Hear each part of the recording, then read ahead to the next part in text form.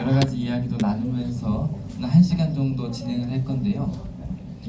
핸드폰 무음 진동으로 좀 변경을 부탁드립니다. 그리고 여기 이제 괜찮은 일자리가 있다고 해서 뭐 점주라는 게 있다는데 그게 뭐야? 이런 차원으로 한번 알아보러 오셨을 겁니다. 그래서 제가 점주 모집 관련한 이제 사업부문 파트에서 총괄을 하는 부문장이기 때문에 가장 전문적으로 잘 알려드릴 수 있어요. 근데 이제 굳이 여기까지 오셔서 이 귀한 시간에 제 이야기에 집중 안 하고 이 자리에서 네이버에 검색하는 분들이 있거든요. 네이버는 아무것도 모릅니다. 네이버에 있는 글은 전부 사람이 올린 거예요. 제가 제일 잘 아니까 제 이야기에 좀 집중해 주셨으면 감사하겠습니다. 자, 오늘 이제 여기 회사는요, 오셔서 보니까 책이 많이 꽂혀 있죠. 지금 이 책들은 어린이 수학책입니다. 저희 회사는 출판사인데요, 어린이 교양서적을 전 세계에서 가장 많이 제작하고 개발하고 발간하는 전 세계 최다 발간 출판사입니다. 현재 이런 책이요 4,600권 정도가 있어요. 정확히 4,608권입니다. 어마어마한 양의 책을, 그것도 직접 개발, 제작, 발간을 하는 회사예요. 여러분이 아는 보통의 교육회사들, 보통 출판사들은요, 저자 따로 회사 따로 직접 개발하진 않고 대부분 유통사입니다. 근데 여기는 직접 개발, 제조까지 하는 거죠. 그리고 직접 이제 저희가 판매, 보급까지 하는 그런 회사인데요. 이 출판사가 한국에서는 뭔 소리지? 괜찮습니다. 저는 여기서 나는 줄 알고. 자, 한국에서는 라스북이라는 브랜드로 전국 대형마트 3사에 이와 같은 어린이 도서관을 입점을 시키고 있어요. 그래서 이런 어린이 도서관을 이제 만들어가고 있는데요. 저희가 이제 한 8개월 정도 진행하면서 전국에 100여 개 이상의 매장을 실제로 이제 입점을 시켜서 현재 운영 중에 있습니다. 이미 전국에 100개 이상의 이런 어린이 도서관이 운영 중에 있습니다. 그래서 이런 도서관은 지역 주민들이나 마트 고객분들이 무료로 책 볼 수 있는 문화공간이에요. 그래서 무료입니다. 그래서 그런 문화공간에서 또 저희가 책을 사고 싶은 분들이나 또 저희가 이런 종이책뿐만 아니라 태블릿 PC로 되어 있는 교육 상품들이 있어요. 그래서 그런 교육 상품들 회원을 모집하는 저희 매장이에요. 그래서 이런 매장에서는 홍보도 되고 판매 보급도 되고 또 문화공간으로서의 역할도 합니다. 그래서 여기 매장에서 근무할 직원을 모집하는데요, 매장 관리직 업무를 맡을 도서관 사서 그런 점주를 모집하고 있습니다. 이 점주분들은요, 도서관 사서 같은 역할을 해요. 매장 관리직이라고 말씀을 드렸어요. 그래서 누굴 가르쳐야 되는 교사가 아니다 보니까 경력, 학력, 나이, 성별 이런 걸 크게 보지를 않습니다. 그리고 거기서 책을 판매하거나 저희 연간 약정 상품 회원 모집하는 영업, 이 영업은 전문직이에요. 그래서 영업을 잘하는 교육 고급 경력자들을 별도로 저희가 따로 둡니다. 그래서 우리가 자동차 전시장 가보면요, 커피도 타주고 쾌적하게 이제 안내해주고 관리해주는 그런 매장 관리해주는 직원이 따로 있고, 그리고 영업 딜러가 또 따로 있죠. 저희도 마찬가지입니다. 그래서 오늘 이 시간은 도서관 사서 매장 관리 업무를 맡을 관리 이제 점주를 모집합니다. 이제 이분들은 영업 부담이 없고 누굴 가르쳐야 되는 교습 서비스를 하는 게 아니다. 이 부분을 먼저 말씀을 드려요. PPT가 안 보이는 자리도 있죠. 저는 PPT 아무 필요 없는 브리핑을 할 거예요. 이거 아예 안 봐도 오히려 제 목소리에 집중하는 게 낫습니다. 오히려 이게 보이는 분들은 저주예요. 이걸 읽느라 제 이야기를 놓치게 됩니다. 그래서 PPT 아무 필요 없는 브리핑을 할 테니까 좀 집중해서 들어주시면 감사하겠습니다. 우선 회사에 대한 소개를 간단히 할 겁니다. 그리고 이 책 단 한 분의 저자가 4,608권, 이런 얇은 책은 4,608권, 그리고 제 두꺼운 책들 보이시죠? 무려 730권 시리즈입니다. 그래서 저런 책을 단 한 분의 저자가 집필을 했는데요. 여기는 저자가 직접 경영하는 교육회사. 그래서 저자에 대한 소개를 드릴 건데요. 저자로서는 어떤 철학을 가지고 이런 책을 집필했으며, 특히 교육상품 이런 책은요, 이 저자의 권위가 상당히 중요합니다. 그래서 저자에 대해서 소개를 하고, 또 라스북이라는 브랜드를 가지고 한국에서 도전장을 내밀었습니다. 이제 8개월 됐는데요. 이런 라스북 브랜드는 도대체 뭐 하는 데며, 이 경영자는 어떤 철학과 방향성을 가지고 우리와 함께 뭘 하려는 거지? 이걸 우리가 좀 이해해 볼 필요가 있겠죠. 그래서 저자이자 경영자에 대한 소개를 할 거고요. 또 이 책이 수학책이에요. 이게 왜 수학책일까? 굉장히 이해가 안 돼요. 여기 처음 오시는 분들은 이게 수학책이라고 하면은 아마 이해가 안 될 겁니다. 이게 왜 수학책인지에 대해서 좀 설명을 드릴게요. 아마 학부모들이거나 손주교육에 관심이 많은 분들은 상당히 재밌는 시간이 될 거고요. 책에 관심이 없는 분들은 굉장히 졸릴 겁니다. 그래도 우리가 음식점을 창업하는데 메뉴를 모르고 창업할 수 없죠. 내가 매장에서 점주로 일해야 되는데, 아직은 예비 점주지만 내가 적성에 맞는지, 이 회사와 어떤 매칭 포인트가 있는지를 체크하는 데 있어서 굉장히 중요한 이야기들입니다. 그래서 이 책, 이 수학책, 이런 이야기들은 단순히 어떤 교육적인 내용도 될 수 있지만 우리 컨텐츠의 시장성, 트렌드와 맞물려서 좀 이해해 볼 필요가 있기 때문에 오늘 좀 담백하게 1시간 정도 진행을 할 겁니다. 자, 그럼 바로 진행해 보도록 하겠습니다.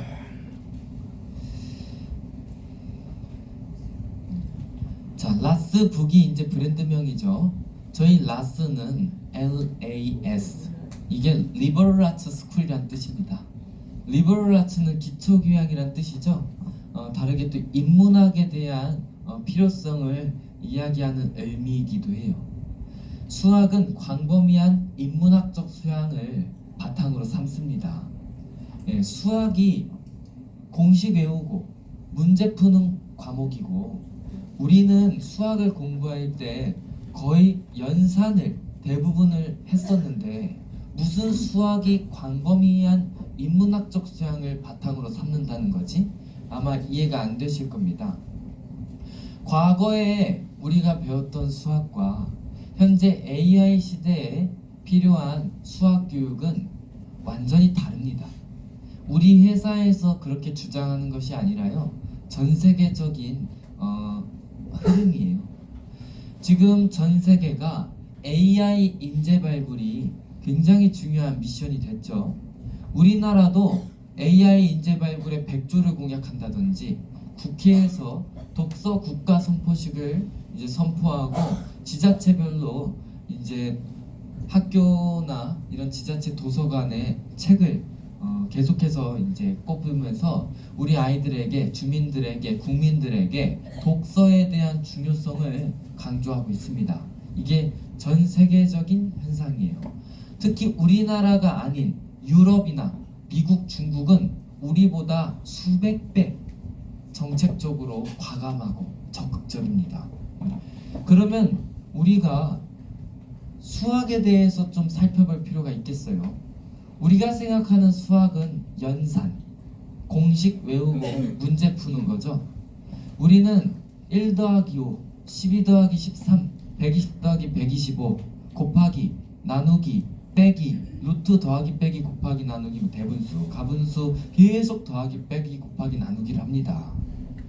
그리고 우리는 문제집이 수학책이라고 생각을 하죠. 수학책 안에는 수식, 기호, 공식, 문제, 개념, 그래서 빼곡한 문제를 내가 외운 공식을 대입해서 다양한 문제 유형을 많이 풀수록 우리는 수학 공부 열심히 한 거고, 문제가 많을수록 좋은 문제집인 거죠. 그런데 이 책들은 그 어딜 봐도 공식, 문제 이런 게 안 보인다는 거죠. 이 책은 우리가 수학책이라고 표방하고 수학책이라고 주장하는 것이 아니라 전 세계 수학교육의 표준입니다. 그럼 전 세계 수학교육의 표준이 뭘까? 굉장히 중요한 이야기인데요. AI 시대에 발맞춰서 선진국들은 수학 교과서를 개편하고 수학 교과 과정을 개편했습니다. 중국도 개편했고 미국도 개편했고 다 바뀌고 있어요. 우리나라만 수학이 암기 과목인, 어떻게 보면은 굉장히 AI 시대에 후진적인 수학 교육을 하는 거예요. AI 시대에는 지식을 우리 머릿속에 암기해서 들고 다닐 필요가 없고, AI 시대에는 연산 수학 교육이 아무 효능감이 없고, AI 시대에는 우리 아이들 스스로가 계산기가 될 필요는 더더욱이나 없다. 그게 교육학자들의, 전 세계 교육학자들의 어떻게 보면 일관된 이야기입니다. 그런데 우리는 어때요? AI 시대에 대해서는 그렇게 이야기하면서 우리는 지식을 암기하죠. 우리는 수능 공부를 이렇게 할 때 전부 암기하잖아요.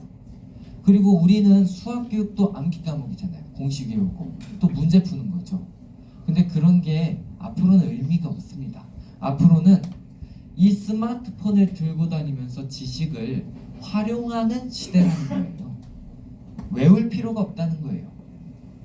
응용하고 활용하고 그런 것들을 가르쳐서 우리 아이들이 창의력을 발휘하고 뭔가를 창조해내는 혁신적인 아이디어를 바탕으로 우리 아이들이 수많은 스타트업 기업가들이 배출이 되고, 이런 기업인들이 그 나라의 경제를 이끌어가고, 또 이공계 쪽으로는 수많은 기초과학을 튼튼히 하는 연구원들을 배출해서 노벨상도 수상하게 하고, 그 나라의 R&D에 적극적으로 지원해서 그 나라의 기초과학을 이끌어가는 또 미래 인재들이 필요하겠죠. 또 자본시장에 대해서 공부를 시켜서 금융 지식을 갖게 해서 금융인들도 나와줘야 되죠. 예전에는 금융 공부 안 시켰습니다. 왜냐? 예전에는 일자리 시장만 있었거든요. 지금은 자본시장이라는 게 있죠. 지금도 금융 공부 안 시키는 것은 잘못된 거예요. 예. 우리는 어떻게 가르쳐요? 사업하지 마라, 망한다. 절대 돈은 피땀 흘려 벌어야만 돈이다. 재테크 같은 거 이런 거 하면은 잘못됐다고 가르치죠. 돈 절대 쓰면 안 된다고. 주식도 사기라고, 그런 거 절대 하면 안 된다고 가르치죠. 우리는 이게 굉장히 잘못됐다는 겁니다. 그래서 전 세계 수학 교육의 표준은 미국 연방교육부가 미국 수학 교과서를 개편할 때 내린 지침이, 그 지침에 따라 만들어진 수학책이라는 겁니다. 자, 그러면 미국 연방교육부가 어떤 지침을 내렸느냐? 자, 아이들은 태어나면 누구라도 반드시 자기가 먹고 살 수 있는 재주를 하나씩은 가지고 태어난다는 것을 인정해라. 그리고 그 재주는 가르치는 것이 아니라 두 부모가 물려주는 타고나는 것이다. 이렇게 이야기를 합니다. 이게 지금 무슨 이야기냐면요, 어떤 아이는 태어날 때부터 가르친 적도 없는데 그림 잘 그리고 노래 잘하고 공부머리, 일머리 다 따로 있다는 거예요. 각자 타고난 재주가 다 다르다는 겁니다. 그리고 그 재주는 가르친 게 아니래요. 타고나고 부모가 물려준다는 겁니다. 그러니 내가 공부 못했으면 우리 애도 못한다, 이렇게 보시면 돼요. 맨날 가르쳐봐야 오늘 학원에서 수학 배웠으면 내일 과학 점수가 떨어지고요. 오늘 과학책 공부했으면 다음날 사회 점수가 떨어집니다. 예. 그냥 타고난 애들은 뭐 안 했는데 1등 해요. 예, 그런 겁니다. 저는 오늘 보니까 내가 뭘 타고났냐 이렇게 생각하면서 오늘 왔는데요. 저는 어렸을 때부터 교내 토론대랑 토론대는 다 쓸었어요. 제가 그냥 이 역대 여자친구들이 공통점으로 저에게 했던 말이 물에 빠져도 주둥이는 떠다닐 거야. 그냥 입만 살았다고 그래 하더라고요. 근데 사실은 저는 굉장히 진실되기 때문에 그런 소리를 듣는 거예요. 저 같은 소리를 안 듣는 남자들은 언젠가 배신합니다. 저는 처음부터 진실됐기 때문에 그런 겁니다. 그래서 저는 굉장히 진실된 사람이에요. 어찌됐든 우리가요 다 타고난 게 다르죠. 첫째, 둘째도 다르죠. 그리고 나 좀 안 닮은 것 같으면 쟨 누구 닮았냐 그러고, 그쵸? 그리고 나 닮은 것 같으면 나 닮았다 그러고, 공부 좀 잘하면 나 닮았다 그러고 그런 거죠. 네, 다 다릅니다. 그래서 미국 연방교육부는요 바람직한 수학교육을 해야 된다 이러면서 바람직한 수학교육에 대해서 지침을 내리고 방향을 제시합니다. 두 가지를 이야기를 해요. 첫 번째, 우리 아이들 개인적인 차원에서는 우리 아이들이 가지고 있는 이 타고난 재주를 창의력의 씨앗이라고 이야기를 합니다. 이 창의력의 씨앗을 열매를 맺어서 그냥 창대하게 우리 아이들을 길러내기 위해서는 바람직한 수학 교육을 해야 되는데요. 바람직한 수학 교육에 대해서는 제가 이제 다음 페이지에 설명을 드릴 겁니다.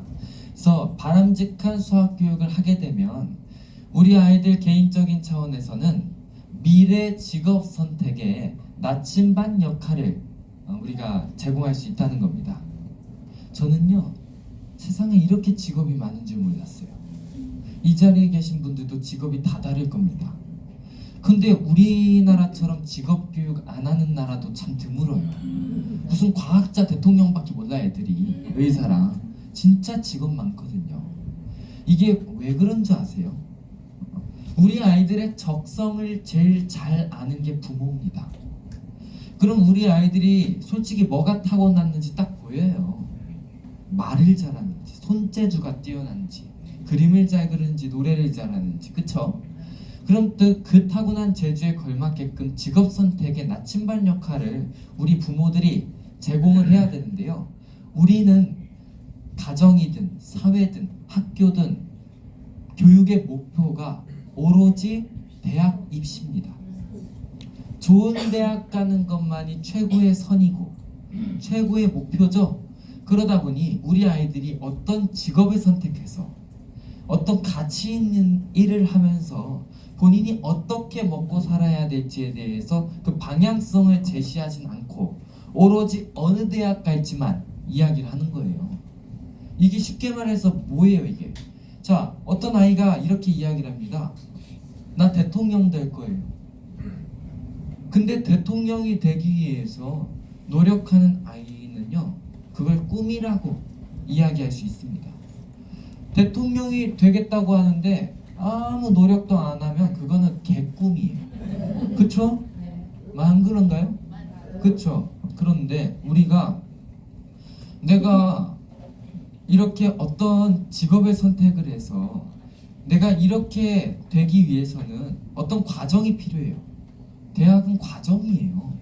그래서 원래 대학의 역할은요 창업 인큐베이팅, 직업 훈련소입니다.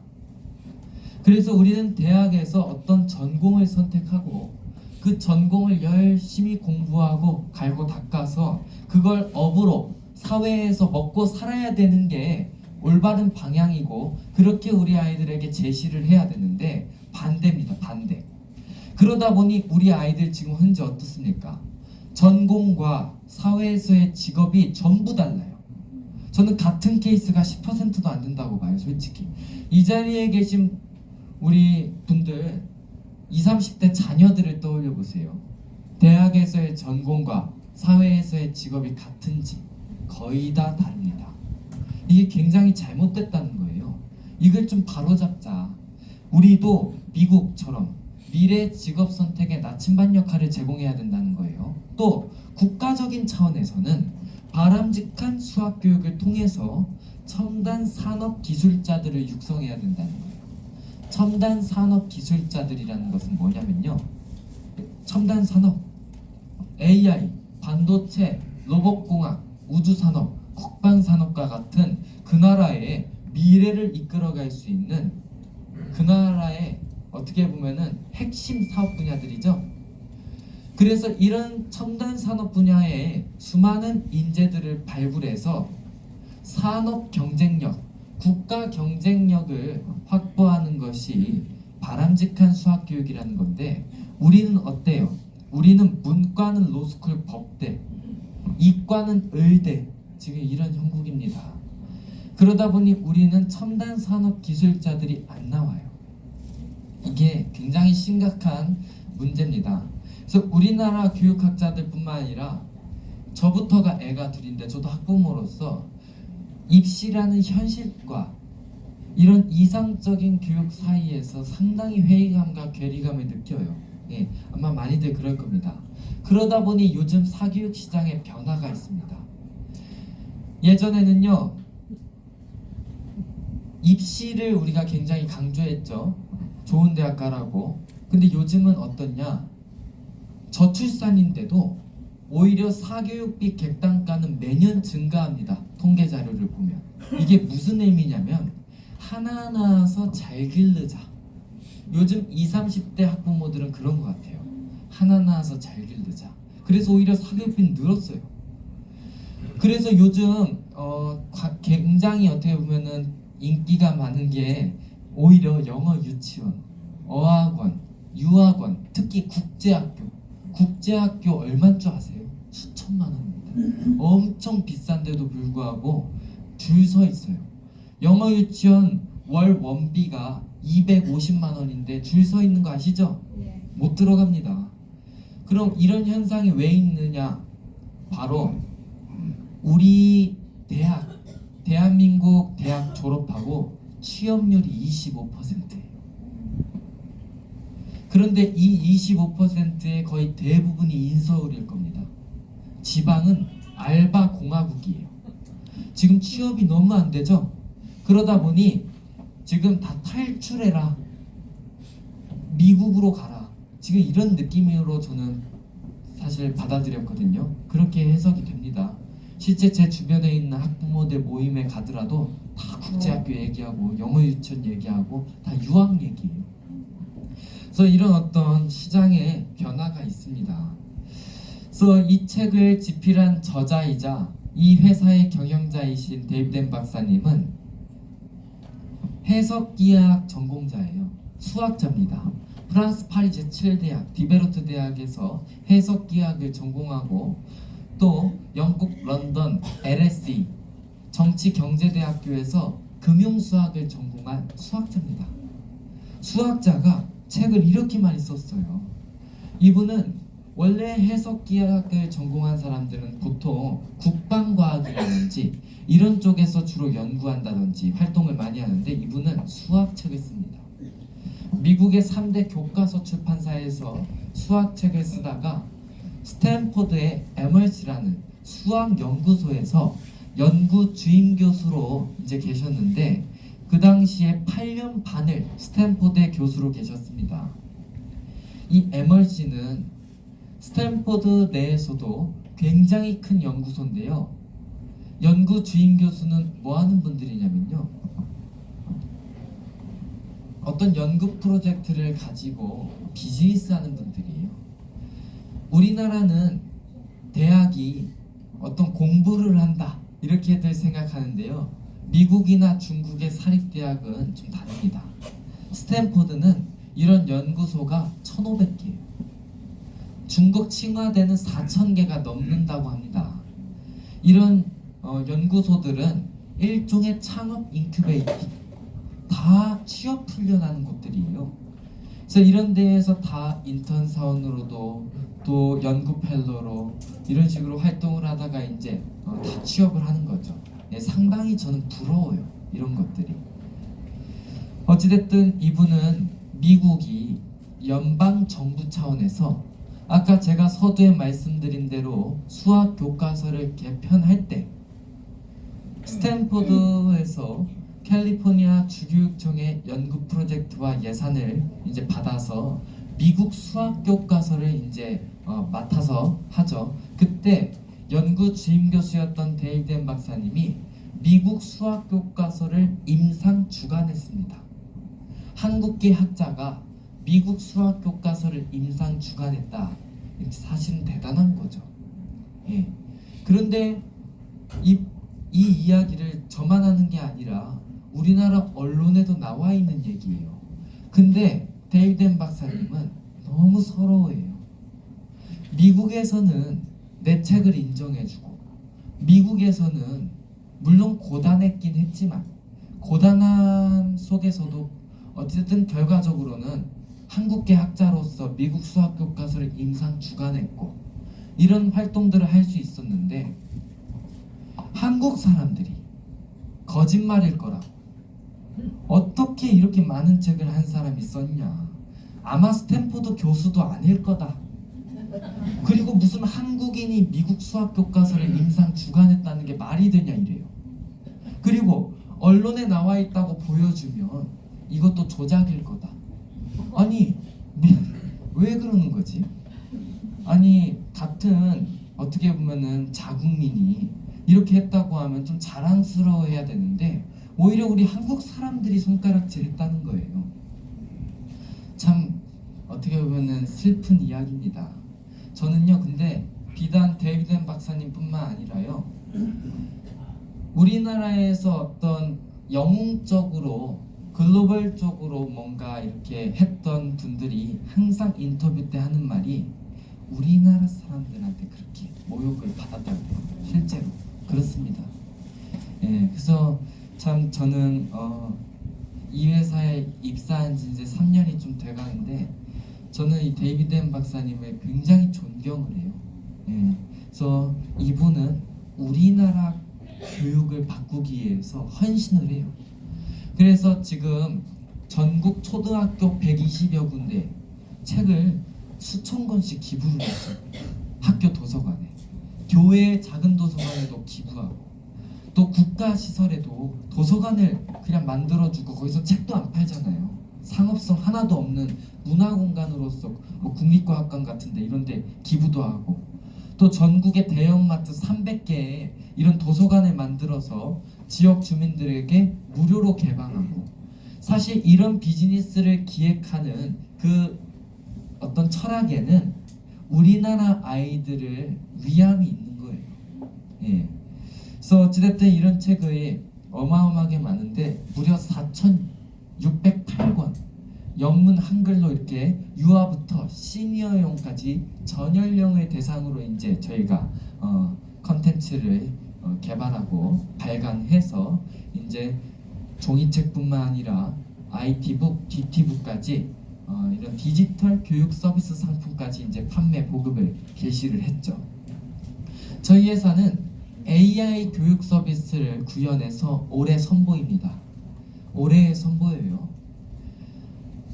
AI 교육 서비스는 기존의 공급자 중심의 교육에서 소비자 중심의 교육으로 전환하는 어마어마한 교육의 패러다임을 바꾸는 일입니다.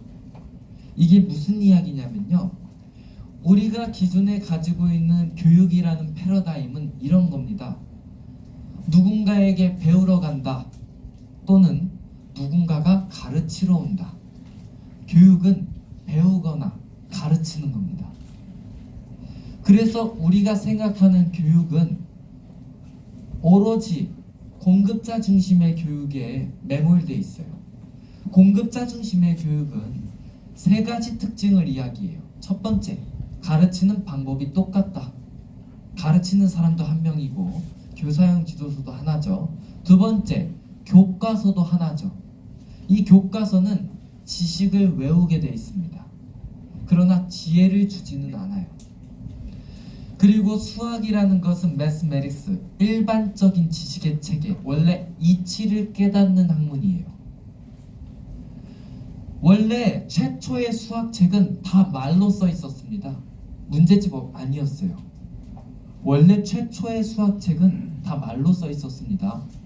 절대로 문제집 아니었어요. 성경도 그렇고 다 우리가 이치를 깨닫는 책들이죠 다. 그래서 교과서도 하나이기 때문에 어떻게 보면 모든 아이들이 다 재주가 다른데 같은 걸 배워요. 시험 문제도 여기서만 내죠 하나. 그러다 보니 이 시험 범위 이 이외의 것들은 다 쓸데없는 짓, 딴짓, 하라는 공부는 안 하고 빨리 외워, 풀어 이런 거죠. 공급자 중심의 교육은 우리 아이들의 적성, 기질, 재주, 또 행복과는 아무 관계가 없어요. 그러다 보니 어떤 문제가 생겼냐? 우선 유럽은요, 교육의 본질을 성숙한 민주시민을 육성한다. 그래서 모든 우리 아이들에게 철학을 의무적으로 가르칩니다. 질문하는 힘, 비판하는 힘, 사고하는 힘이야말로 우리 유럽의 미래다. 이렇게 가르쳐요. 또 미국과 중국은 뭐라고 이야기를 합니까? 첨단 산업 기술자들을 길러내고 우리 아이들이 각자 타고난 재주에 걸맞는 직업을 선택할 수 있는 바람직한 수학 교육을 해야 된다고 중국, 미국은 수학 교과서를 개편했죠. 그 우리는 어때요? 아까부터 제가 계속해서 강조하지만 대한민국의 교육은 한마디로 경쟁입니다. 입시. 도나 시나 구도 아닌 대치동, 동에서 매년 서울대, 연세대, 고려대, 스카이를 매년 30%를 보내요. 이 말이 돼요. 그리고 우리는 여러분 놀이터에 가보세요. 저녁에 애들 있나? 한 번만 가보세요. 이따 저녁에 6시쯤에 애들 있는지. 없습니다. 저 어릴 땐 놀이터가 꽉 찼어요. 지금 애들 없습니다. 요즘 초등학생들은 필기구도 안 빌려준대요. 싸가지 없는 것들. 뭐라고 한 줄 알아요? 내가 왜? 그렇게 경쟁적으로 애들이 효심도 없어요. 옛날에 동방예의지국이라는 거 저 안 들은 지 오래됐습니다. 효심도 없어요. 지들 공부 잘할수록 효자 안 나옵니다. 진짜입니다. 공부 잘할수록 지밖에 몰라요. 예, 공감하시죠? 내가 서울대 갔어요. 근데 이렇게 공감을 하시지? 어디요? 효자구나. 공부를 못했다는 거죠? 정말 좋은 겁니다. 저도 고졸이에요. 네. 근데 저 엄청 효자예요. 그렇죠? 제가 처음에 입사했을 때 입사 동기들이 버클리, 칭화대 막 엄청 그냥 서울대도 안 쳐주는 이 출판사잖아요. 근데 처음에는 그렇게 제가 쪼그라들더라고. 이 학벌 때문에. 그래서 저는 블랙 테스트 받다 했어요. 블랙 테스트가 뭐예요? 검정고시. 그래도 뭔가 있어 보이면 좋잖아요. 그래서 나는 블랙 테스트 받다 했어. 블랙 테스트 이렇게 봐가지고 이게 블랙 테스트 합격한 사람들이 우리나라에 드물어요. 그래서 블랙 테스트 제 동기 중에 대통령도 있잖아요. 얘도 노무현 대통령이라든지 제 선배님이세요. 어쨌든 그런 이야기를 했는데 지금 그 친구들 다 책 날라요. 네, 저는 우리 회사 최초로 30대 임원이 됐습니다. 제가 또 임원이라고 하면 우리 회사 조그만한 회사로 착각하는 분들이 있는데 여기 CMO가 한국 세라젬 대표이사 출신이고 KT 부사장 출신이고 CSO는 삼성물산 상무이사 출신의 전 홈플러스 대표이사 출신입니다. CTO도 네오이즈라는 게임 회사 대표이사 출신이고 그런 걸출하신 분들 사이에 고졸 30대 임원이 이렇게 있잖아요. 여러분들 이 공머리 일머리 다르다는 우리 아버지 말씀이 옳았더라고요. 저는 20대 후반까지만 해도 솔직히 좀 아닐 것 같다 이런 생각도 했는데 맞는 말이에요. 꾸준히 하다 보니까 어찌됐든 그랬는데 그래서 우리가 이런 공급자 중심의 교육은 참 문제가 많습니다. 또 미성년자 자살률 1위죠. 학벌 지상주의, 저출산도 입시 때문에 애 안 낳는 거예요. 왜냐? 입시가 결국 사교육비를 증가하게 하고, 입시가 결국 빈부격차를 만들고, 입시가 결국 행복하지 않게 만들기 때문에 누가 낳아요? 행복하지도 않는데. 예, 그래서 문제가 심각한데, 우리 회사는 소비자 중심의 교육을 구현하겠다. 소비자 중심의 교육은 다른 말로 아이들 중심의 교육을 이야기합니다. 이게 번지르르한 소리가 아니에요. 굉장히 중요한 이야기입니다.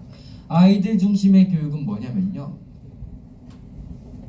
세 가지 특징을 이야기해요. 첫 번째, 애들 숫자만큼 선생님이 다 달라야 된다. 두 번째, 애들 숫자만큼 책이 있어야 된다. 마지막으로 애들 숫자만큼 시험 문제가 달라야 된다는 겁니다. 앞으로는 책은 더 이상 지식의 원천이 아니죠. 누가 책에서 지식을 얻어요?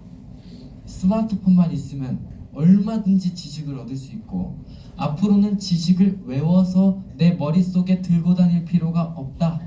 앞으로는 지식을 들고 다니면서 활용하는 시대입니다. 그래서 AI 인재들이 어떤 인재들이요?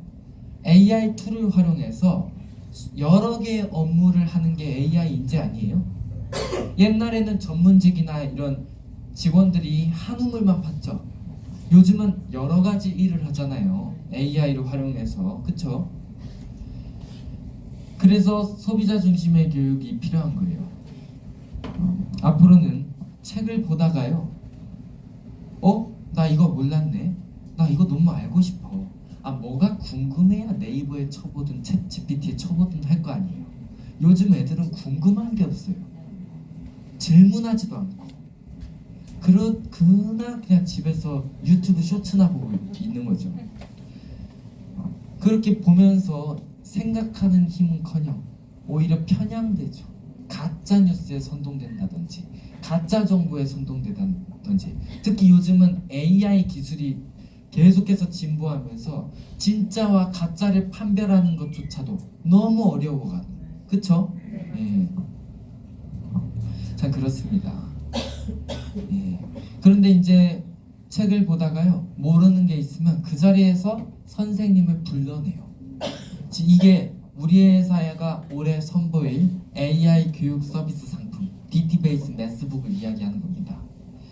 불러낸 선생님은 나만의 선생님이에요. 내가 캐릭터 설정도 할 수 있죠. 동물 친구들로 하든 연예인으로 하든 우리 엄마로 하든. 엄마로는 안 할 것 같아요. 근데 선생님 하겠어요. 보니까 효자라며요. 그렇게 하겠죠. 그러면은 나만의 선생님이죠. 내가 궁금한 거 물어봐요. 오늘 학교에서 집합을 배웠어요. 집합 도대체 누가 만든 거예요? 왜 만들어진 거예요? 어디다 써먹어요? 배워서? 그냥 외우고 푸는 게 아니라 내가 지금 도대체 뭐 하고 있는지, 이거 왜 배우는지, 배워서 어디다 활용하는지도 물어보고, 유아아이들은 구름은 왜 만들어졌는지, 비가 내리네? 비는 왜 내려요? 물어보고, 도대체 이 지구에 내가 그렇게 마셔야 되는데 물은 왜 계속 있어요? 잠자리도 잠을 자나? 코뿔 속 뿔은 뭘로 만들어져 있어요? 우리 아버지는 왜 대머리예요? 우리 엄마 왜 안경 써요? 이런 거 물어보는 거예요.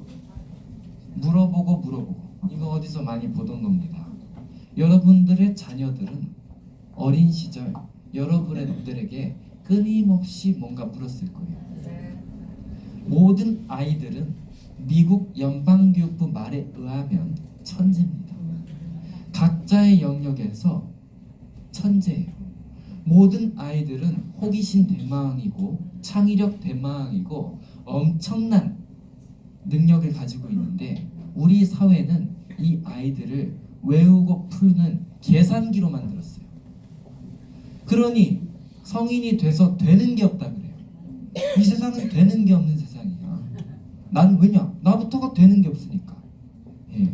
그래서 우리 아이들에게 이런 소비자 중심의 교육, 아이들 중심의 교육을 통해서 이런 질문들, 질문하는 님, 생각하는 님, 비판하는 님을 통해서 사고력을 확장해서 뭔가 만들어내고 뭔가 개발하고 할 수 있는 어떤 스타트업 기업가, 금융인, 연구원, 수많은 우리 아이들의 창의력의 열매를 탐스럽게 맺어서 꽃을 피우는 어마어마한 교육회사라고 저는 당당하게 자부심을 갖고 이야기를 드릴 수가 있습니다.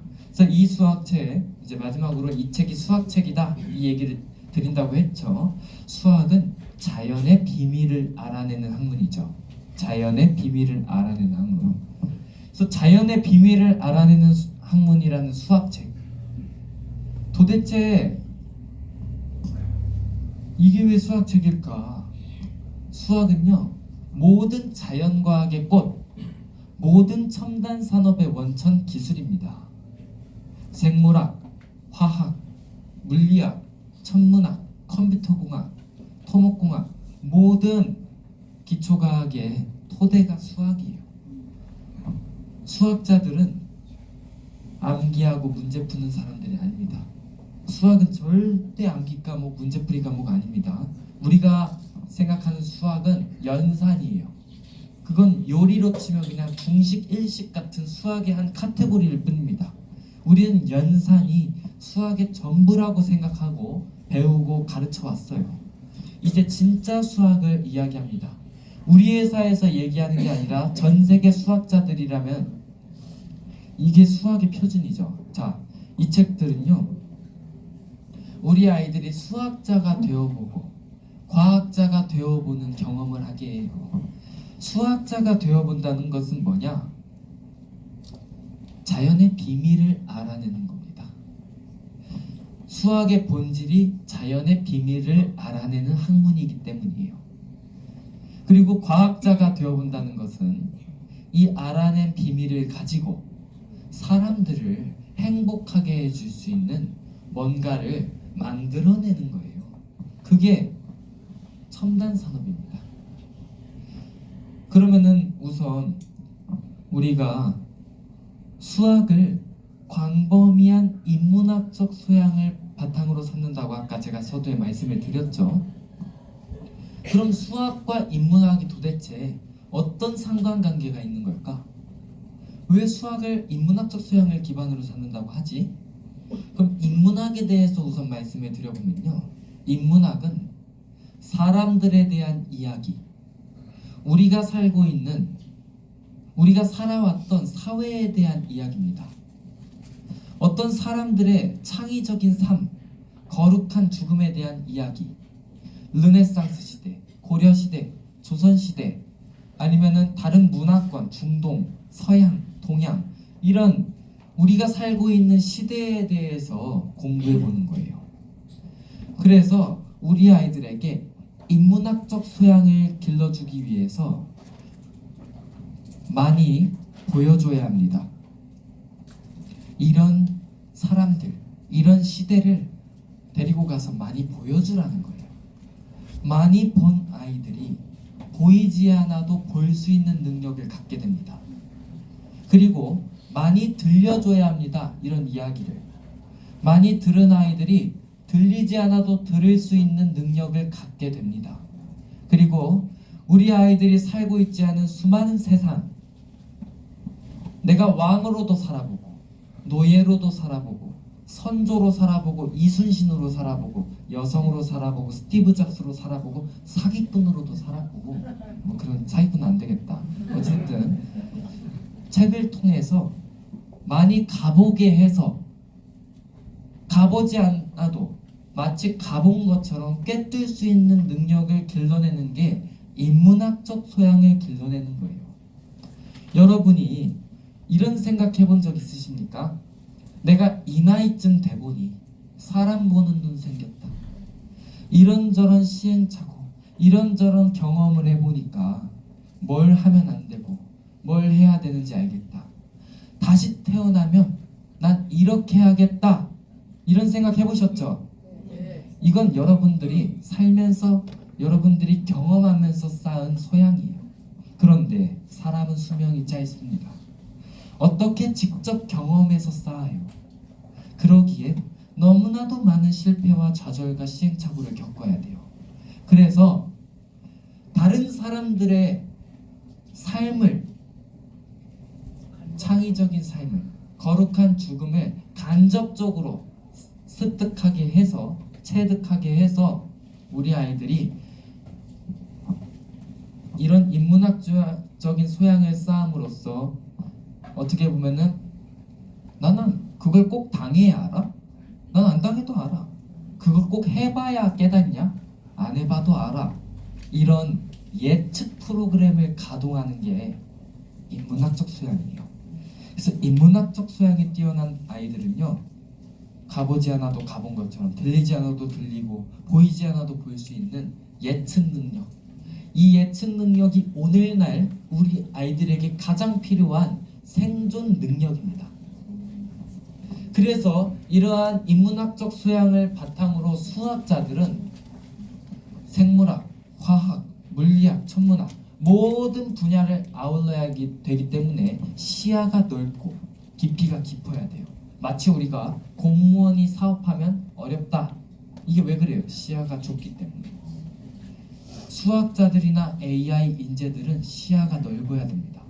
사업가들도 책상 물림이 사업하면 어떻게 돼요? 망하죠? 시야가 넓어야 돼요. 그렇기 때문에 우리가 인문학적 소양을 길러줘야 된다는 겁니다. 그 나라의 수학 실력은 곧 그 나라의 국가 경쟁력이고, 오늘날 수학 실력이 뛰어난 나라는 하나같이 선진국이다. 그래서 인문학적 소양을 바탕으로 자연의 비밀을 알아내는 우리 아이들이 신약도 개발하고 의료 장비들, 이런 의료 첨단 산업 쪽에 어떻게 보면은 인재들로 육성이 되고, 또 수많은 생체 모방 기술이라든지 바이오 분야라든지 국방 기술이라든지 이런 것들에 어떻게 보면은 원천 기술자가 되는 그런 거죠. 그래서 우리가 보면요, 몇 가지 제가 이제 이 책에 있는 내용들을 소개해 드릴 건데, 제가 이제 자주 소개하는 것 중에 스마트폰에 들어가는 핵심 부품 GPS, 무선 통신칩, 베이스밴드 전부 수학자가 원천 기술자입니다. MRI, CT, 초음파, 중입자 치료기 전부 수학이 원천 기술입니다. 기상 예측, AI 알고리즘뿐만 아니라 자동차 브레이크부터 자동차 엔진 모든 게 수학이에요. 수학은 절대 문제 푸는 거 아닙니다. 계속해서 강조하지만 이게 수학입니다. 우리가 첨단 산업의 원천 기술로서 수학을 우리 아이들에게 학습을 시켜야 돼요. 자, 그럼 몇 가지만 한번 소개해 볼까요?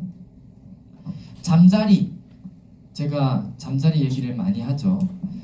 잠자리는요, 눈이 3만 개가 넘어요. 우리는 눈 2개죠. 잠자리는 눈이 3만 개가 넘습니다. 어떻게 잠자리는 저렇게 눈이 많을까? 어마어마하다. 그래서 우리랑 세상을 바라보는 시야가 다릅니다.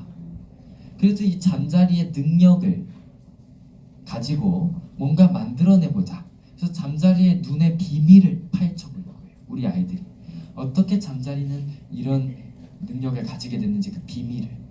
그래서 잠자리의 비밀을 알아냈어요. 아, 잠자리의 눈은 이런 구조를 가지고 있구나. 이런 것을 통해서 세상을 바라보는구나. 그럼 이걸 본따서 뭔가 만들어내면 뭔가 새로운 걸 만들어낼 수 있지 않을까? 이걸 어려운 말로 생체 모방 기술이라 하죠. 그래서 생체 모방 기술을 활용해서 만든 게 A4 국방 레이더입니다. F-35 전투기에 탑재되어 있죠. 예. 이런 쪽으로도 우리가 공부를 해보고요. 또 우리가 제가 또 자주 얘기하는 것 중에 홍합이 어딘가에 붙어 살죠. 조개, 홍합, 그쵸? 홍합 떼려면 안 떼집니다. 엄청 단단히 붙어 있어요. 우리 아이들이 이 책을 통해 홍합을 보면서 이런 생각을 해요. 사람들이 만든 접착제는 물 속에서는 접착력을 유지하기가 어려운데 홍합은 어떻게 붙어 있지? 그 비밀을 알아내보자 해서 알아냈더니 홍합은 접착력을, 어떤 특수한 단백질 구조를 가지고 있는 거예요. 그 단백질 구조가 홍합의 접착력의 비밀이었던 거예요. 그걸 가지고 본따 만든 게 의료용 접착제입니다. 우리가 임플란트 할 때 사용해요. 이런 것들을 4,608권을 배우는 거예요.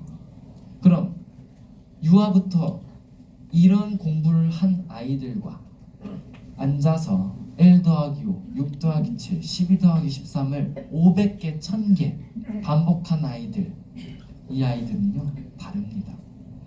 왜? 전 세계에서 학원 가장 많이 다니고 사교육비 가장 많이 쓰는데 노벨상 하나 없을까? 일본은 벌써 노벨상 수상을 31번째 했습니다. 프랑스는 수학 문제에서 고작 3개입니다. 고작 수학 수능 문제 3개밖에 안 푸는 나라에서 수학의 노벨상이라고 불리우는 필즈상 수상자가 수십 명이에요. 우린 없잖아요. 이런 차이가 있다는 거예요. 그래서 우리도 이런 수학 교육을 좀 할 필요가 있습니다. 그래서 책 제목들을 보면 와, 성인인 내가 봐도 재밌겠다. 그래서 우리가 생물학, 생물 분류학, 그리고 뭐 이런 생물학에 대해서도 공부하고 음식의 역사 속에 인류 역사가 들어 있어요. 예, 이런 것도 있죠. 왜 동양 사람들은 쌀 농사를 할까? 서양 사람들은 밀 농사를 할까? 쌀 농사를 하는 동양은 왜 공동체 의식이 강조될까? 밀 농사를 하는 서양은 왜 개인주의 성향이 강할까? 쌀 농사를 하기 위해서는 물이 많이 필요해요. 집단으로 해야 합니다. 밀 농사는 물이 많이 필요하지 않죠. 네, 그런 여러 가지 어떤 시대에 따라서 이렇게 되는 거죠. 그리고 왜 영국 음식 맛없을까? 그쵸? 네, 영국 사람들은 또 우리가 그 가보면요, 영국의 생선튀김 그 유명하잖아요. 그거 꼭 가주면은 신문지에 싸서 줘요. 그게 다 영국의 어떤 역사를 공부해보면 이유가 다 있습니다. 음식에 다 이유가 있어요. 역사와 다 연결이 되고 그렇게 연결시키는 어떤 내용들이에요. 다 시간과 공간 속에 들어있는 영원한 현재, 식물과 동물이 간직하고 있는 종족 보존의 비밀. 왜? 대나무는 무성생식 식물입니다. 아무 수 없죠. 우리가 먹는 거 죽순이 대나무죠. 근데 대나무는 100년에서 150년에 한 번씩 꽃을 펴요. 근데 국가 단위로 핍니다. 요 동네만 피는 게 아니라 국가 단위로 펴요. 그래서 한꺼번에 그냥 꽃이 피면은 열매를 맺죠. 그래서 그 대나무 열매를 먹기 위해서 다람쥐, 청설모, 쥐들이 창궐해요.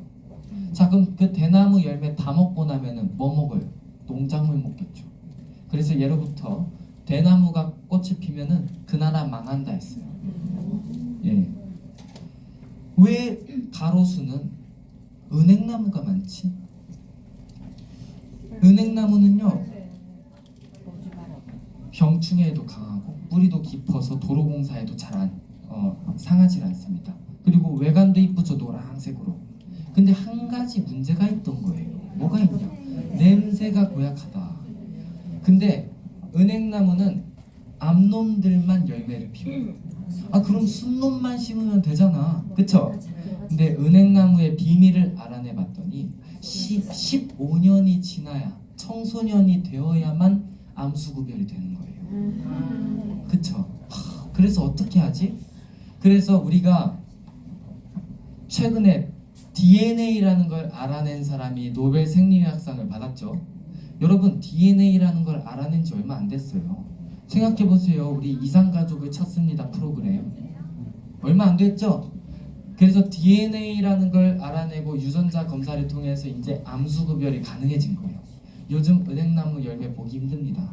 옛날 같지 않아요. 옛날에는 그냥 한 바가지 있었어요, 바닥에. 요즘은 별로 없죠?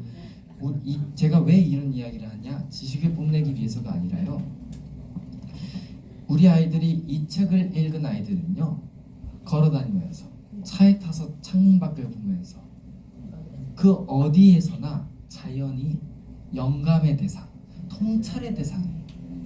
이렇게 생각하고 뭔가 고민한 아이들이 뭔가 하는 거지. 근데 우리가 요즘 다니면서 이런 거 안 읽은 아이들은 나뭇가지 그냥 뜯고 꽃 밟고 이러기나 하겠죠 뭐. 그래서 어찌됐든 이런 통찰을 좀 할 필요가 있다는 걸 이야기하는 겁니다. 자, 그래서 라스, 리버럴 아츠 스쿨, 이제 라스에 대해서 좀 이해를 하셨을 겁니다. 자, 저희는 전국에 300개의 라스 매장을 만들고 있죠. 현재 이미 130개 정도의 매장이 오픈을 했어요. 그래서 롯데마트, 홈플러스, 이마트 이런 대형마트 3사에 올해 안에 300개의 매장을 목표로 부단하게 하고 있습니다. 8개월 만에 100개 이상의 매장을 만들었다. 어마어마한 속도죠. 그래서 매장에 한번 가보신 분도 있고 안 가보신 분도 있겠지만 안 가보신 분들은 오늘 꼭 한번 가보세요. 저한테 오셔서 저 어디 살고 있는데 어디가 제일 가까워요? 물어보면 알려드릴게요. 한번 가보시고요. 자, 그럼 이 회사는 왜 대형마트에 라스 매장, 어린이 도서관을 만들어서 300개를 만들려고 할까? 이유가 있습니다. 요즘은요, 소비자들이 대기업 지상주의자예요. 요즘은 브랜드 파워가 제일 중요합니다. 네이버에 라스북 검색했더니 네이버 플레이스에 라스북 매장이 수백 개가 떠요. 그럼 전국 대형마트에 수백 개의 매장이 있네? 그러면은 소비자들은요, 아, 여기 대기업인가 봐 이러고 말아요. 다른 이야기가 필요 없습니다. 그럼 이 책에 대한 권위, 그냥 이 회사에 대한 권위는 자연스럽습니다. 그런데요, 매장이 없어요. 보여줄 게 없어요. 그럼 설명해야 돼요. 엄청 힘듭니다. 예전에는 교육 상품을 보급할 때 교육회사들이 100이면 100 다 방문 판매했습니다. 요즘은 방문 판매 어려워요. 좀만 방문 판매하려고 하면 다단계라 그래요. 아니, 수학 다단계가 도대체 어디가 있어요? 참 답답합니다. 다단계라고 좀 하지 마세요. 다단계가 뭔지도 모르는 분들이, 아니 꼭 다단계 하던 분들이 다단계라고 하더라고요. 진짜입니다. 여기는 이 수학책을 눈으로 볼 수 있게끔 전국의 매장을 만드는 거예요. 엄마들은요, 책은 생필품입니다. 남성들에게 책은 아무 생필품 아닙니다. 남성들은 책 안 사요. 애들 교육에 크게 관심 없어요. 대부분. 물론 있는 분도 있지만 대부분은 없어요. 여성분들이 자동차 살 때 색깔만 보죠. 디자인만 보죠. 남성분들은 자동차 살 때 옵션, 트림, 엔진 다 봅니다. 배기까지. 남성분들이 책 보면 종이로 보여요. 똑같은 이치예요. 그래서 여성분들에게 책은 생필품인데 여성분들은 여기 그냥 입장하자마자 보자마자 직관적으로 그냥 알아요. 남자들이 자동차 배기 소리만 들어도 알듯이 딱 압니다. 그래서 배우자분을 데려오셔야 돼요. 남성분들은. 그럼 딱 알아요. 그래서 이렇게 저희가 매장을 만들고 있죠. 전국 대형마트에 보시면 요즘 지역 인근 어린이집 유치원에서 단체 견학을 많이 와요. 그래서 굉장히 이런 매장들이 만들어지고 있는 가운데에서 저희는 점주를 모집을 합니다. 지금 여기가 이제 저희 서초사업 본사예요. 서울고등학교 앞에 있습니다. 그리고 6월에 교대 이사옥이 또 이제 세단 오픈을 하죠. 그래서 지금은 좁지만 교대 이사옥으로 곧 저희가 이사를 하게 됩니다. 그리고 여기는 계신 곳은 지금 본사 아니에요. 이 공간은 현재 반포센터입니다. 이 정도 규모의 센터가 전국에 한 20개 정도가 직영으로 운영되고 있어요. 그래서 좀 제가 요즘 지방 다니면서 계속 이런 순회 브리핑을 하죠. 아마 지방에서 저 보신 분들도 꽤 있을 텐데 참 어쩌다 보니 이 고졸이 교육회사의 스타 강사가 됐는지 참 기구합니다, 여러분. 근데 제가요, 말은 이렇게 해도요, 초등학교 때부터 서양 철학책을 엄청 달고 살았어요. 애들 딱 공부할 때 저는 이런 거 읽었어요.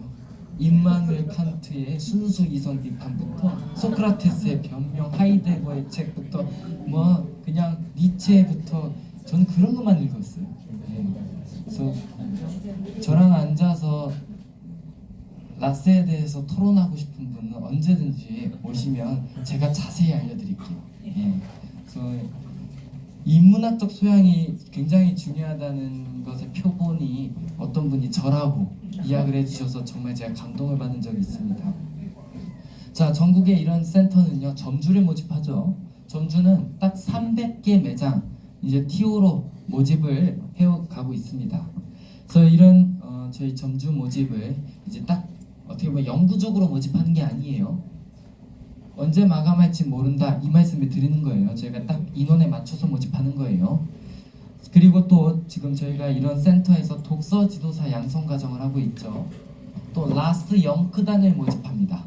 라스 영크단은요 점주분들의 자녀들을 대상으로 정규직 신입 사원을 채용 중입니다.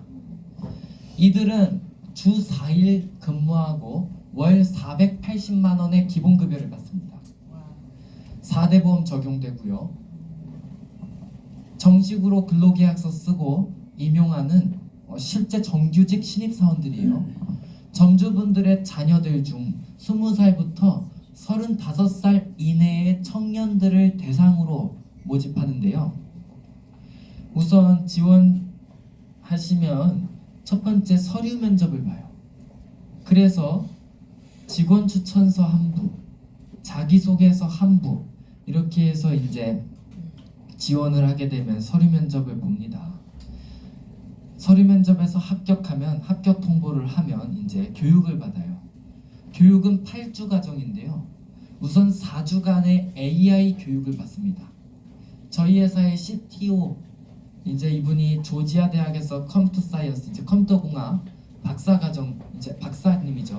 이분이 실질적으로 네오이즈라는 회사의 이제 계열사 대표로 실질적으로 이제 했던 분인데요. 네오이즈는 피망 게임 회사 아시죠? 세이클럽 메신저 그룹 회사입니다. 어쨌든 이분이 교육을 4주 합니다. 그래서 AI 툴을 활용해서 이 책을 기반으로 노래를 작곡하고 애니메이션 영상물을 제작한다든지 이런 AI 크리에이트 서비스를 이제 할 수 있는 그런 교육을 하죠. 또 이 4주간의 교육을 마친 아이들은 추가로 4주간의 직무 연수를 이제 받습니다. 그 직무 연수까지 다 이제 수료하면 본인이 거주하는 지역 내 저희 매장에서 이제 근무를 개시하는 거예요. 그래서 관리 업무를 맡게 됩니다. 태블릿 PC AS라든지 고객 응대 CS 업무라든지 고객센터 같은 거죠. CS 업무라든지 또 유아 초등 아이들 고객들을 대상으로 AI 크리에이터 서비스를 이제 제공한다든지 하는 그런 업무를 맡습니다.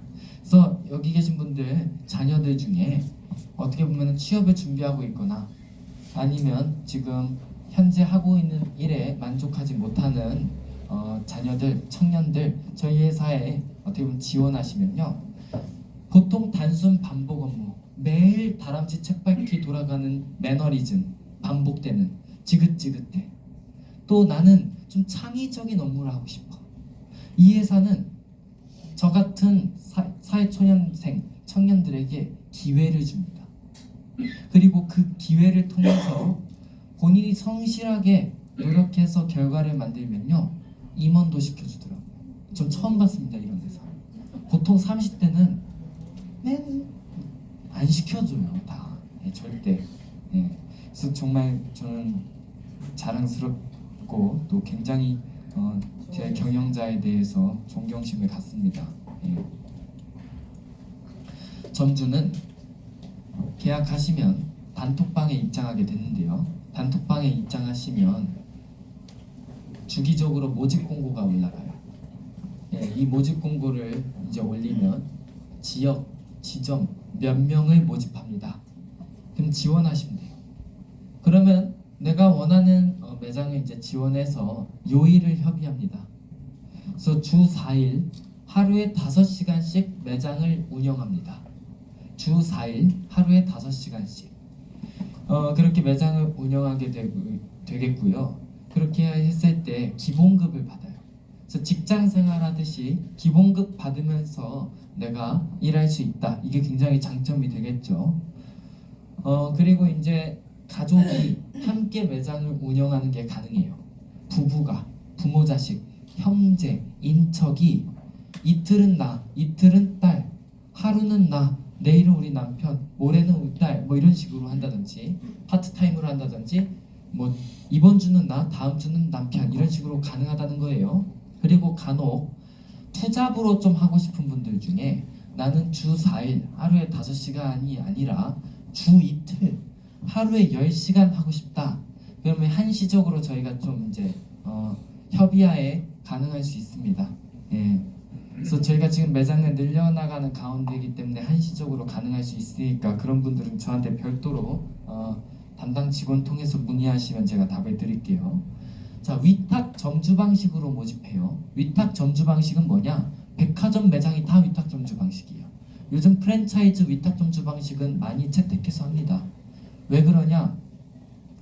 위탁 점주 방식은 보통이랑 달라요. 보통의 프랜차이즈는 창업 투자입니다. 잘 되면 좋지만 안 됐을 땐 다 리스크예요. 인테리어부터 보증금, 권리금, 월세, 관리비 다 투자거든요. 재고 부담, 가맹비, 인건비까지. 근데 저희 점주들은 그런 창업 투자 일절 없습니다. 메리트가 있죠. 그러나 내가 매장을 운영하는, 내가 점주로 있는 기간 동안은 보증금을 거치하셔야 됩니다. 그런데 그만두면 보증금은 반환해요. 돌려줘요. 보증금입니다. 그래서 이 보증금에 대한 어떤 여러 가지 이제 효력이라든지 여러분들이 고민하는, 궁금해하는 부분들은 끝나고 계약서 꼭 읽어보고 가세요. 다 써 있으니까. 제가 계약서 하나하나 여기서 읽을 수는 없으니까요. 그럼 자, 보증금을 거치하면 이제 나는 점주로서 이제 매장에 배치가 돼서 매장을 운영하게 된다. 저희 회사는요 300개의 매장을 오픈해서 운영해야 되기 때문에 제일 중요한 게 고용 안정이에요. 아르바이트로 모집하면요 틈만 나면 그만두고 잠수 타고 친해지면 같이 그만두고 노동청 가죠? 아시잖아요. 네. 여러분들 자녀들 가서 꼭 물어보세요. 너도 혹시 노동청 가본 적 있니? 이렇게. 그러면은 한 번쯤은 가봤을 겁니다. 네, 요즘 실질적으로 세대 간의 갈등 중에 가장 심각한 게 고용 문제예요. 요즘은요 권리만 주장하고 열심히 안 합니다.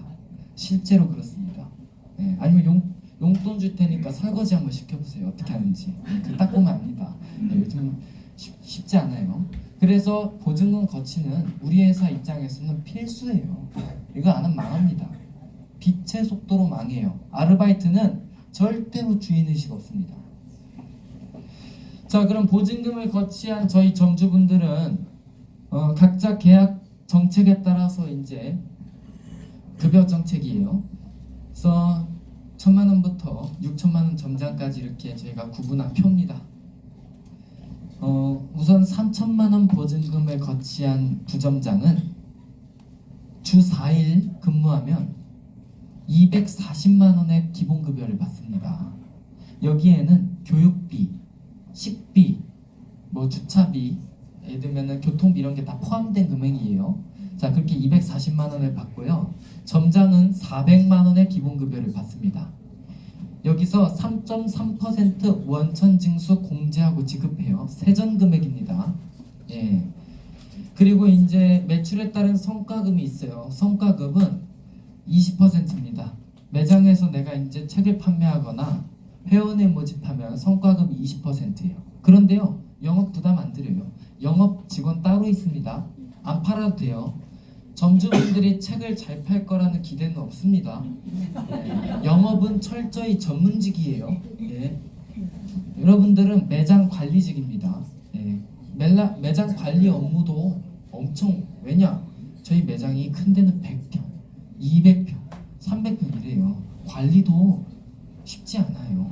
그리고 고객들이요 꼭 책을요 이렇게 보다가 뒤집어서 가요.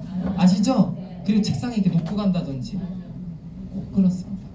그런 거 이렇게 다시 똑바로 이렇게 해놓는 업무인데 이게 상당히 힘든 업무인데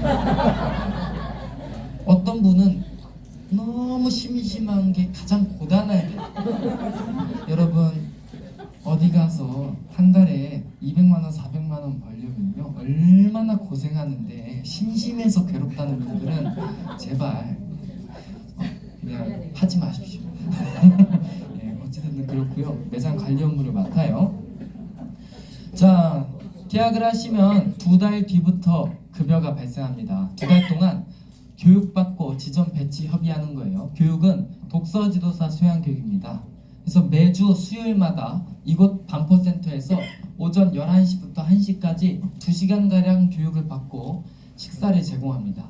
또 직장인들이나 지방에 계신 분들은 원격으로 참여 가능해요. 원격 교육은 실시간 아니어서 자유시간에 들으시면 돼요. 녹음본 드리면 자유시간에 듣고 소감문 제출하시면 출석 인정합니다.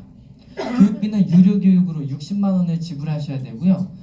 저희 데이비드 박사님이 직접 주관을 해요. 이거 제목이 독서지도사 이래서 무슨 자격증 받고 교사 양성 같죠? 아니에요. 점주분들이 기본적으로 갖춰야 될 소양, 내가 저자로서 왜 이런 책을 기획하고 썼으며 경영자로서는 어떤 철학을 가지고 있고 또 이런 여러 가지 어떤 우리나라의 교육의 어떤 방향 이런 것들을 다루기 때문에 기본적으로 우리 점주분들이 다뤄야 될 소양입니다. 데이비드 박사님은 단순 돈벌이가 아니라 경제활동이 아니라 한 분 한 분의 우리 구성원들이 수학 대중화운동의 구성원으로서 가슴 한켠에는 우리나라 수학 교육을 우리나라 아이들을 위한 소비자 중심의 교육을 구현하는 그러니까 우리 구성원들이 한 꼭지점을 바라보고 뛰었으면 좋겠다 이런 취지의 교육이라고 보시면 돼요. 자, 마무리입니다. 점주분들은 주로 어떤 분들이 많이 하냐면요 20, 30대 자녀 일자리 알아보러 오시는 분들이 많아요. 우리 애가 좀 독립적인 성향이다, 경영을 해보고 싶다 이러면 점주시키세요. 혼자 일하니까 대부분. 예, 아니 많이 일해봐야 2-3명 큰 매장은. 근데 우리 애가 직장생활 이런 걸 좋아한다, 그리고 어떤 회사에서 꾸준히 이렇게 성장해보고 싶다, 승진도 하고 정규직으로, 그럼 영크단을 지원하시면 됩니다. 예, 영크단. 점주는 장사예요. 일종의 사업입니다. 그리고 영크는 직원이에요. 점주는 직원 아닙니다. 그렇게 돼 있고요. 또 기존의 공무원, 군인 아니면 직장생활하다 퇴직하던 분들 대부분 이런 분들이 했던 게 자영업이죠. 자영업이 몰락했어요. 지금 자영업하는 분들은요 순진하거나 나르시스트입니다. 진짜입니다. 남들은 다 망해도 나라면 다를 거야 이런 분들이 하는 게 자영업이에요. 아니면 순진해가지고 차리기만 하면은 고객이 막 들어와서 문전성시를 이룰 것 같은 착각들을 하는 분들이 자영업이에요. 예, 물론 잘 되는 분도 있는데 잘 되면 꼭 옆에 생겨요, 안 생겨요? 생겨요. 예, 좋은 때도 한때입니다. 예. 그래서 창업 대안으로 좋아요. 물론 한 달에 막 1억, 2억 이런 건 모르겠지만 나는 그냥 500만 원씩 이렇게 벌고 싶어 꾸준히, 이런 분들에게 딱 좋아요.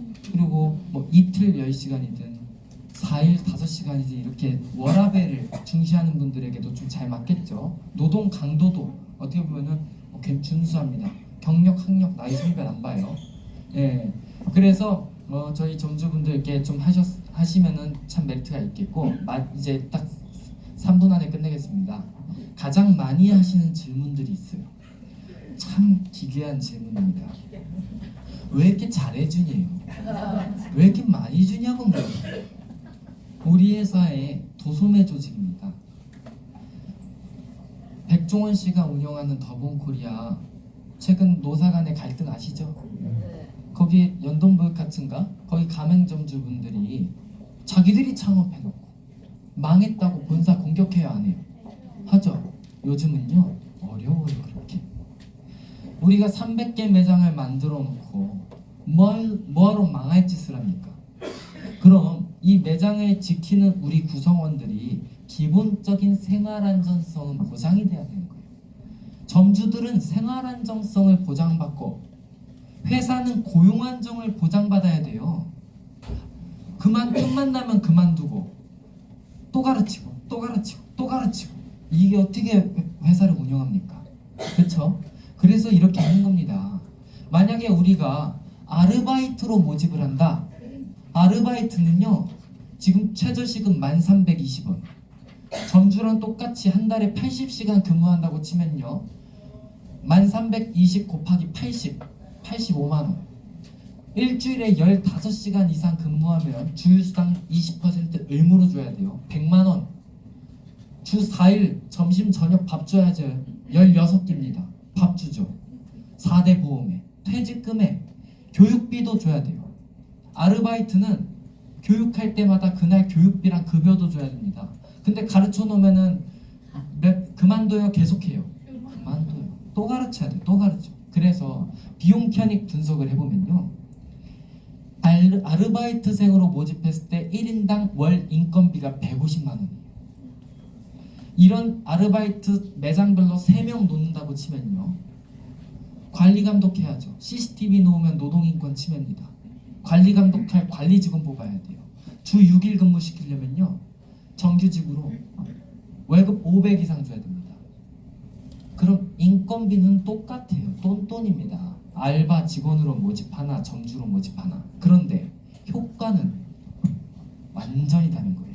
아르바이트로 모집하면 빛의 속도로 망하고요, 점주로 모집하면 우리 모두가 한 꼭지점을 보면서 이 라스북을 대한민국 사교육 시장을 평정할 수 있는 어마어마한 교육회사로 만들 수가 있습니다. 그래서 벌써 저희는 8개월 만에 100개 이상의 매장을 만들었고, 수많은 분들이 우리와 함께 지금 100개 이상의 매장에서 저와 같은 이런 어떻게 보면은 가슴속에 이런 불이 지펴져 가지고, 개인적인 차원에서는 가정경제, 또 점주로서는 정말 사명감을 가지고 애사심을 가지고 일하고 있습니다.